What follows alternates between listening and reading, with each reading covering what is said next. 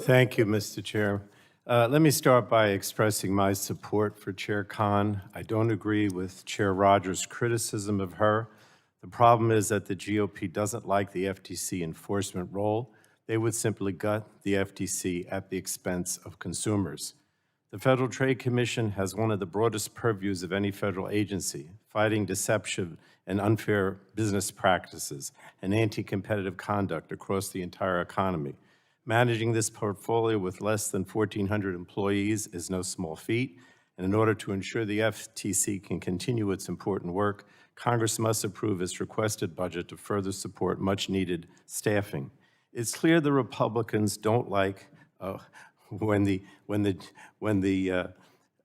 FTC does. They don't seek to protect consumers. Whenever the Republicans are in charge in Congress or at the administration level, they seek to cut the legs of the FTC. And that's unfortunate because the FTC brings enforcement actions to prevent companies from misusing consumers' personal information, failing to properly protect consumer data, and profiting from deceptive advertising and other telemarketing schemes. This important work comes at a time when the FTC is facing coordinated attacks from big tech aimed at evading the FTC's challenges to its business model. For years, big tech has been putting profits ahead of consumer privacy and the opportunity to maximize advertising revenue ahead of our children's safety and well-being. The FTC is also committed to protecting seniors, veterans, communities of color, and non-English speakers who have all historically been targets for fraudsters and deceptive businesses. The FTC also protects consumers during some of the most important times of their lives, often when they are at their most vulnerable. The funeral rule protects grieving family members from predatory pricing. The mortgage assistance relief rule protects consumers who are seeking services to avoid foreclosure. And the used car rule requires that used car dealers display essential information on the window of every car they're selling. The FTC does all this with fewer employees than it had 45 years ago when the American economy was smaller and simpler.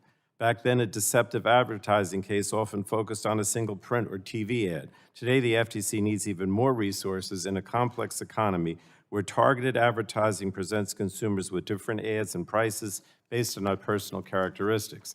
In addition to making sure the FTC is properly staffed, we should restore the FTC's full legal authority. Last Congress, the subcommittee led legislation that passed the House to restore the FTC's authority to go to court to seek to have money returned to consumers. Unfortunately, that legislation never passed the Senate. We must also resume our historic work on bipartisan comprehensive privacy legislation, as Chair Rogers mentioned, which could help the FTC give consumers substantive data privacy protections beyond the current notice and consent regime.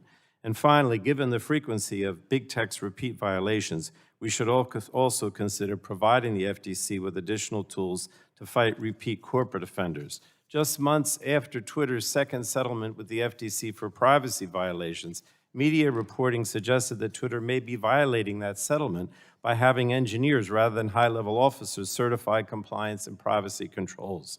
And Twitter isn't the only big tech repeat offender. In 2019, the FTC obtained a $5 billion civil penalty from Facebook for violating a 2012 consent order governing Facebook's privacy practices.